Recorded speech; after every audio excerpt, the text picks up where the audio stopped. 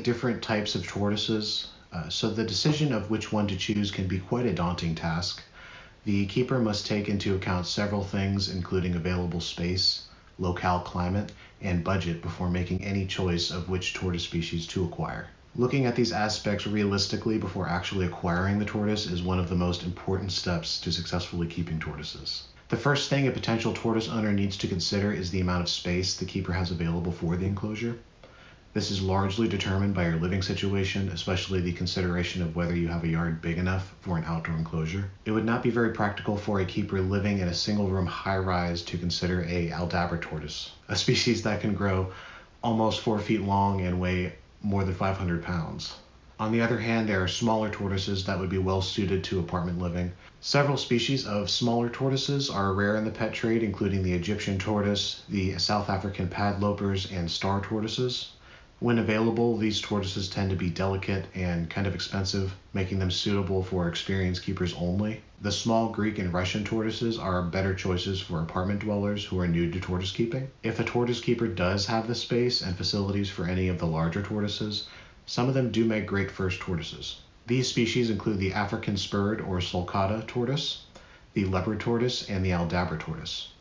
In the case of the Aldabra and the African spurred, it cannot be stressed enough that they can get extremely large at an extremely rapid rate. If you can make these provisions to accommodate such large and potentially destructive animals, they can make fantastic tortoises to take care of. However, you must think very carefully before obtaining one of these large animals. They might be inexpensive to keep for the first few years while they're still small, but as they begin growing and putting on some size, the keeper's wallet is also going to have to increase in size to accommodate the added financial requirement of the tortoise needing a larger and stronger enclosure, in addition to the added food intake. It's critical that a keeper thoroughly plans ahead when considering the acquisition of one of these larger tortoises. Now, what is a tortoise? Tortoises are one branch of the family tree of turtles, and the turtles are one of the major groups of reptiles, the other groups consisting of crocodilians, tuataras, and squamates, or lizards and snakes. Scientifically speaking, the turtles are the living members of taxonomic superorder Chelonia. Turtles are sometimes called chelonians in reference to the scientific name of the group. Chelonians comprise the turtles, tortoises, and sea turtles. Sea turtles are obviously easily distinguished from all the other chelonians in that they have flippers and are found only in the oceans of the world. Tortoises are unique in that they are totally land-dwelling chelonians and all have stubby elephantine feet. The tortoises are relatively closely related and all belong to the family Testudinatae. The rest of the chelonians are usually called turtles and terrapins in some areas, although some may be land-dwelling, such as the box turtles like the tortoise. Although one freshwater turtle does actually have in fact flippers, the fly river turtle. All members of the superorder Chelonia may be referred to as turtles, but only the members of the family Testudinatae are properly called tortoises. So remember, all tortoises are turtles, but not all turtles are tortoises. After considering your space limitations, another factor comes to mind: climate. It is much easier to keep tortoises, especially the big species, if your climate is at least somewhat similar to that of their natural habitat for at least a good part of the year. Some tortoises come from areas that are humid and warm during most of the year. The tortoises that come from these areas generally do best when provided similar conditions in captivity. This adds to the cost and logistics of providing a suitable environment. These types of tortoises are usually called forest-dwelling tortoises and include the South American yellow-footed tortoise and the red-footed tortoise. These are rather large tortoises requiring warm and humid environments. As long as these aspects are taken into careful consideration, both of these types of tortoises are excellent tortoises to keep. And living in Florida, keeping my redfoots out here are extremely easy. Some other forest-dwelling species are the Asian brown tortoise and the African forest hingeback tortoise, Kinxes erosa and Kinxes homiana. The other hingebacks are not forest species. The warmth-loving Asian brown tortoise can get quite large and requires either a large indoor enclosure, such as a basement, or an outdoor enclosure, which would restrict its keeping to tropical climates. The African forest hingebacks stay relatively small in size, so providing a humid indoor environment is not difficult to do. The problem with the forest hingebacks is that captive-born animals are rarely available, and wild-caught specimens can be very costly, time-consuming, and difficult to acclimate to captivity because of a very high internal parasite load and other stresses related to importation. These tortoises are not recommended for the first-time tortoise keeper. By far, the most commonly recommended tortoise for the first-time tortoise keeper are any of the species of Testudo, commonly called Greek or Mediterranean tortoises.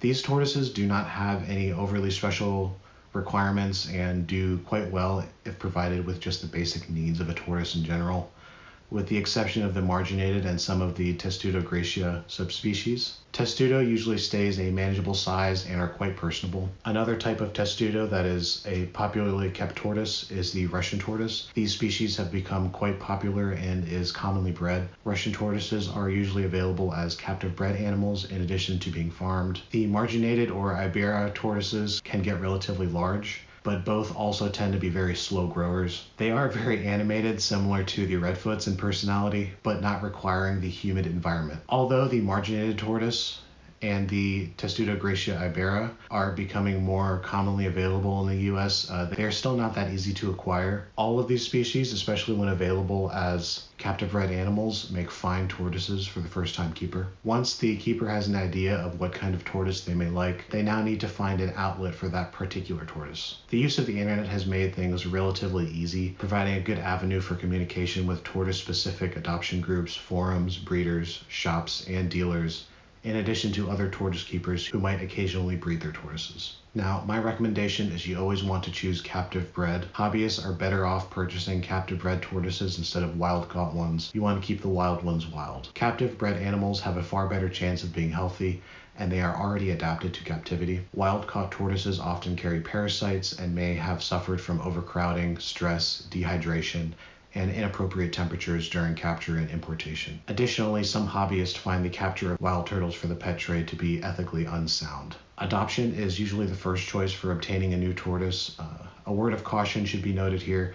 Tortoises can live very long lives, so keepers often make provisions to pass along a tortoise that cannot be properly cared for because of age or other life circumstances the original owner may face. Many Chelonian organizations, internet forums, and reptile specialty publications have classified sections that list tortoises for adoption and sale. Along with specialist groups and online forums, there are reptile rescue and adoption organizations. Most U.S. states will have at least one such agency. Keepers interested in adoption can find them through online searches, reptile magazines, and possibly through local pet stores and veterinary clinics. If you have a local herpetological society, the members are likely to know of any rescue or adoption services in the area. Note that some of these reptile rescues take herp, which is a collective term for all reptiles and amphibians, in general, and others are more specialized, perhaps working only with iguanas, tortoises, or pythons and boas. On occasion, private individuals will have incidental tortoise offspring. These offspring are usually sold by word of mouth, either on the forums or at regional club meetings. These are most likely the best source for acquisition of a new tortoise, one reason being that it carries the least amount of risk. The purchasing keeper has the opportunity to meet the breeder, who is usually more interested in finding a good home for the offspring tortoise and making a profit. A hatchling obtained from this source is usually well cared for from the start. There is an added benefit of backup support in terms of the proper care for the tortoise, as the person who hatched out the tortoise cared for it and the parents. In most cases, the tortoise being purchased is hand-delivered, so the person obtaining the tortoise can inspect it immediately, and there is no risk in shipping the tortoise. This gives the tortoise keeper the opportunity to look at the tortoise closely and to see whether there are any warning signs of impending problems. It is also a good opportunity to see whether the tortoise will eat right from the start. Many times when a tortoise is moved from its usual environment, it will stop feeding for a few days. If the tortoise is observed feeding, that is a good sign it is healthy.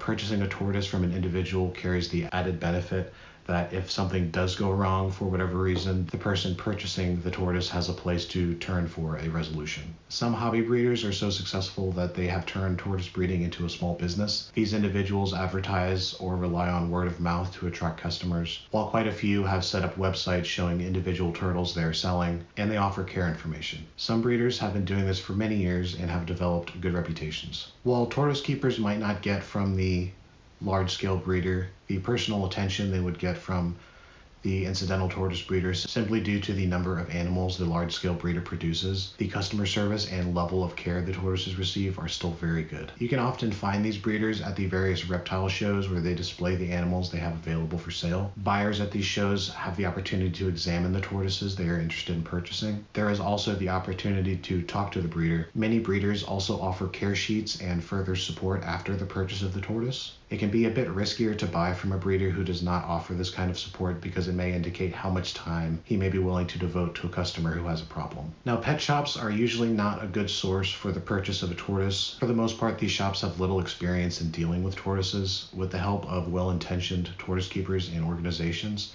this situation does seem to be changing for the better with the aid of care sheets in addition to open dialogue and education with some pet shop keepers. However, pet shops vary greatly in quality. If your local store takes good care of its animals and has experienced reptile keepers on staff, it may be a fine place to buy a tortoise. There are specialty pet shops that focus on amphibians and reptiles. Many of these pet shops are a very good source of information. Many of these pet shops are very good sources for obtaining a tortoise.